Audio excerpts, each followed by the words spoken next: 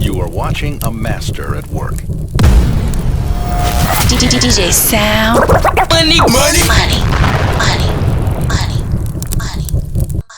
When we talk about building really good spheres, right? Really good circular, rounded, capped delts. It's a good pair of shoulders from the front, the side, and the rear, right? And so the number one thing that guys especially neglect is the rear delts, right? Because the number one thing that you'll hear is, well, we hit rear delts on back day. But it's like, no shit.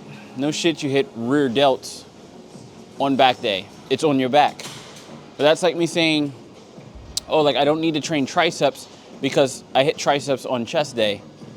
Duh, right? You still have to isolate, and that's what people are forgetting. Isolation is the name of the game, but it's stimulation through isolation, right? So it's, in order to get stimulus to my rear delts, I need to find out movements that are going to be effective for them in order for them to grow. So a lot of guys are very strong here and very front delt dominant, but the delts look good, the biceps look good, and then the side delt is just, it's not there. You know what I mean?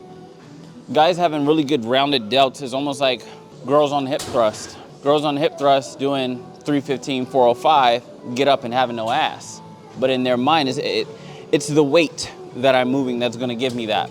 So guys will do a heavy ass overhead press, dumbbells, so on and so forth, and there's no actual like roundness on either side to give them that padded look, the shoulder padded look. Rear delts, we've talked about it a bit before, but with my rear delt, it's understanding that it's this very small little piece of carne asada on the back part of my shoulder, right? And I'm allowing that little piece of shoulder to be free, right? So I'm not in my body flying here, and you'll see it daily. This is what you see. This overfly sensation where now I'm all up in my trap, right? I don't need to be here. I don't need to be all up in my neck. I don't need to be all up in my trap because, again, I'm just trying to isolate rear delt, right? And so in order for that to happen, I'm gonna get this hand away from me, but pressure down in my palm. So it's hand away, pressure down, and now I'm just swinging open. Right? It doesn't require my hand to get behind me in order for me to feel rear delt. Right? I feel that from the start with that pressure down, flying open. Right? So then the heavier you go, it's literally the same thing. Nothing about it changes. Literally nothing. Hands away, shoulders down, pressure down in my palms. So when I do this, I can feel rear delt grab instantly. I don't have to come all the way out here to find it. It's literally initiated here.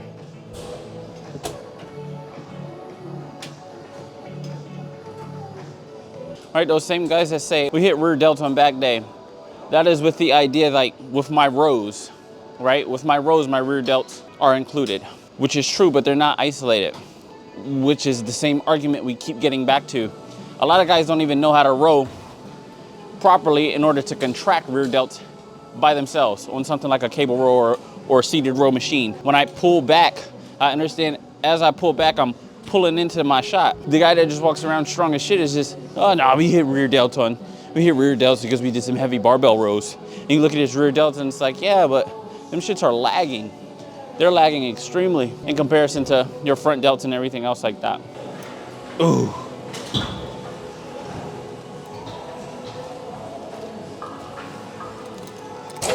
When it comes to rear delts, it's understanding that the hand and where the hand end up ultimately is going to determine that rear delt firing, right? And believe it or not, there was a time, as we've said before on TikTok, where people were saying things like the rear delt fly machine was bad or not the best option for rear delts. This is why I just encourage you guys to just train and learn how to move, right? Because you come across all these little science or by the textbook guys that'll tell you A, B, and C is the way to do certain things.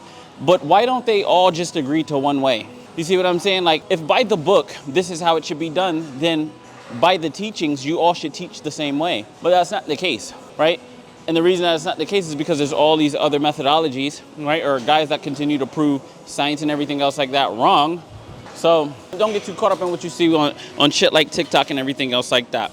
But this specific cable movement, right, that I'm doing, Understanding like with my hands, I'm still getting that disassociation feeling. On the rear delt fly, it was hands out in front of me, hands away, pressure down, open up, right? So on cables, it's the same exact thing. My hands are here to start because I have the cables, right? But now get the hands away, not here, here, down, pull.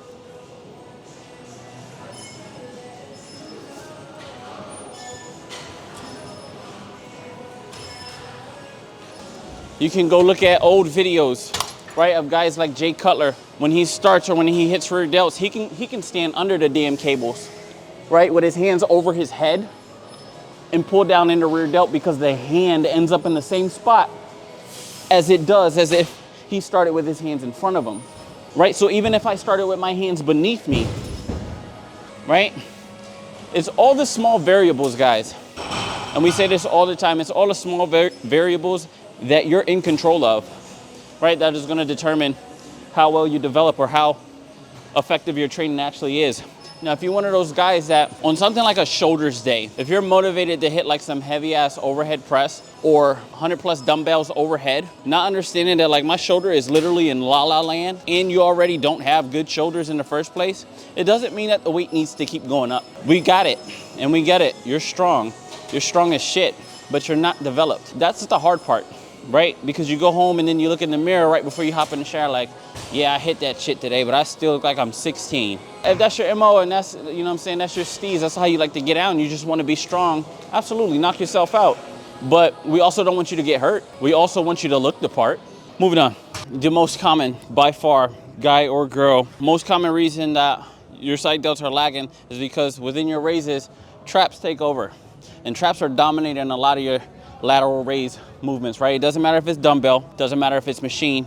And what I mean by that is starting here, right? Or if dumbbells are in my hands, I'm still just starting here, right? I don't understand what it means to be relaxed and then just allow myself to move with the weight. Standard, if you told a guy or girl to go grab some dumbbells, what they'll do is they'll grab here and they'll start here, right? So it's this position. It's this position and it's either right? Or it's some shitty shit where it's like, what we're talking about when we talk about traps take over is the hand height, right? So here, when I go here and now my traps are grabbing, that's what I'm trying to avoid. And the reason that I'm trying to avoid that is because I'm trying to allow stimulus here, not in my traps, right? But I'll continue to put the weight down or say set, like set's over, because my traps are tired. You got to learn how to position yourself to get that delt to just be able to move. And if it's something that you don't understand, right, where we've talked about having the dumbbells in front of our quads and not starting here where I'm high shoulder, I'm relaxed. I'm literally calm. The weight is in my hand. Yes, it's 15 pounds, but it's just chilling there, right? So with it just resting here, I'm just pushing out. I'm not rowing it. It's not a lift, right? I'm just push out. And so as the weight is at the bottom, here at my quads, my chest is too. And as the weight comes up, my chest follows, right? That prevents the hand from getting too high. So it's all in the same motion.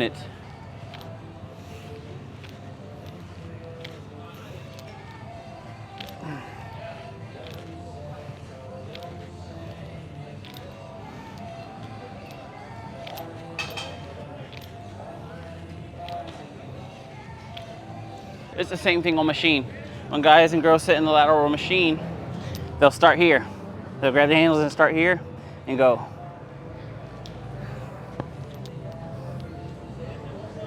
As you can see, I'm all up in my neck the entire time. I don't understand the ability to just be here and relax and then push out on elbow and let delt grab. Guys and girls have a tendency to do things where they're the strongest because that's where they're most confident. But the second you can address, where am I weak? Where am I weak at? And from there, I can assess and like manipulate my training for better gains. Another reason your shoulders probably suck, you're prioritizing this free weight, heavy nonsense. It's time to get rid of it. And the reason that it's time to get rid of it is because it's not translating to the look that you want or the development that you want, and you've been doing this months on months on months, weeks on weeks on weeks, you go to the dumbbell rack, you wait for a bench to open, you probably wait 20, 25 minutes, especially if you're going during peak hours. So you sit there, wait, you go to your heaviest set, you move it for like 3, you rack it up, and then you go to the rest of the workout. Get rid of the free weight and come here. On something like this, where I can go 100 pounds right now and be calm here. The ability to be calm here, back up against the seat, feet dug into the floor. Press, elbows sink in the lats, I stay nice and tight. And repeat. You're not getting that with dumbbells. You know it because you can't sit here. You can't sit here and be calm here, right? It's a matter of up. You got your spotter behind you and shit. Oh yeah, elbow sleeves and shit on. And the shoulders, right, are not developing. You have a tricep pump, sure, but the ability to get that weight to sink, stretch that front delt, and press completely overhead and be calm and confident throughout the entirety of the rep, that's not happening. That is not happening with dumbbells. And we're talking specifically to the guys, right, more than the girls. But even y'all setups be shit. Ass cheeks all the way at the edge of the seat. Shit's overly inclined. Dumbbells all back here. For the sake of your ego, if you just correct yourself, if you're doing 90-pound overhead dumbbell press, 100-pound overhead dumbbell press, even 70-pound overhead dumbbell press, you're strong, right? And that's not what we're getting at. When we go re-rack the weights, we're trying to get up and look like, damn, his shoulder's capped as fuck. But that's not the case. You get off, you go rack the shit after hitting a top set of 3 reps, and there's no development, there's no stimulus, there's no burning sensation like, oh my goodness, like what was that? What was that? That's not happening with the free weight. Abandon the free weight, come to this machine. Yeah, because the machine sets you up for success. There's literally no way to fail. And if the shit's too heavy, I'm gonna just drop the weight. But I don't have to, imagine me coming here on this machine, I'm gonna do 180 for a top set of 3. You know how stupid that sounds? Machines make everything 10 times easier than with free weight. Now, if it's a preferred movement or something that you're really good at and you can contract and everything else like that, then by all means, right? But that's few and far between. That is very few and far between. Yeah. See what I'm saying? See what I'm saying? You get up off the machine because all weight was controlled out of the bottom, controlled out of the bottom. Even if you abolish, right, or abandon dumbbells or barbells and go to something like a Smith, the track is literally designed to help assist you. You can move the seat and everything else like that. Again, variables that you're in control of. This idea that it has to be this heavy overhead dumbbell press. You know, one of the silliest things, right? Nick Walker just came out with a video and said, if you can incline dumbbell chest press 100 pounds plus, chances are you don't have a good chest. Exactly. And that's coming from the top 3 bodybuilders, open bodybuilders in the world saying that. That's not me. That's not the dude with the bike lock saying that. That's the dude who's well ahead of all of us, right? In terms of time put in, the look, etc. So if Nick Walker is saying this, why is the kid in pajama pants with the saggy book bag and the Beats by Dre's, which are around his neck, not even on his ears, why is he attempting the 100s? You have to get to a point where you're able to assess your training and be able to check your ego at the door. Don't even check it at the door, check it in the shower. Hopefully you take that shower before you get here. Check it in the shower, because you'll have a much better workout if you come here and just focus solely on how can I come in here if I'm tired, if my energy's on 10. With everything that I'm in control of, I could be extremely exhausted, had a long day at work, didn't get all my meals in, but I'm still showing up. How can I break some tissue down, and how can I leave my ego at the door? When guys and girls load in here, this is a start point. It's nice and tight, but it's not relaxed. It's causing my traps to grab right from the start. Whereas I just want to be relaxed trapped. So I want to be relaxed here and upright in my chest and upright in my chin. So from here, I understand it's just elbows. It's just elbows getting out, right? There's not too much height.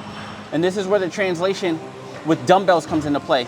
Because with dumbbells, so many people think it's the higher I get my hand, the more side delt. That's where when you start to do things like heavy partials or incorporate heavy partials within your training, you realize I can't even get this thing up here because it's so heavy. But because you have that understanding, now understand, okay, it's just a matter of pushing out, right? And delt will grab. So it's the same here. Upright chin, upright chest, elbows.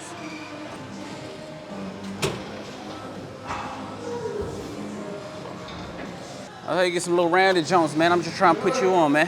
Those are the top reasons your shoulder development is behind, right? I think one of the toughest things to see in terms of male physiques is good arms and shitty shoulders, because it almost feels like it should be the opposite, right? But big arms with little shoulders, you look a little weird. But those are the top things that I'm noticing, or that I'm seeing. It's the ego lifting with the dumbbells, lifting where I'm strong in terms of side delts, right? In terms of my side delt grabbing, I don't understand how to relax with the weight. Everything is here, where I'm pinched and engaged in my trap. So my traps are taking over and fatiguing before my side delts are. And then in terms of rear delts, the idea that guys and girls are saying, well, I hit rear delts on back day, so I'm okay. Again, guys, stimulation, right? Stimulation through isolation. So give the rear delts their own workload. Put them through some shit. Literally put them through some pain. A lot of y'all don't even know what it feels like for a rear delt to burn. So the idea that, oh, I hit them on back day. No shit. Learn how to hit shit from different angles and all that good stuff. The entire video is sponsored by my two sponsors, One Up Lifestyle, Primeval Labs, DjSalMoney for both. I mean, we have the expo coming up, the Anaheim Fit Expo, August 5th and 6th. Excited to see you guys there. For everybody that is coming, and then we're gonna go train somewhere up there. I'm gonna be coming to Las Vegas this Monday. This video is dropping on Sunday the 30th. On Monday the 31st, I'm gonna be in Vegas for a couple days training with my guy Ray, AKA the online coach. So we're gonna come up with some fire content for y'all. Until the next video, be safe, be smart, don't do nothing that I wouldn't do, which is a lot, because I just be at the crib anyway. Because you do a lot of stupid shit, don't you? Peace.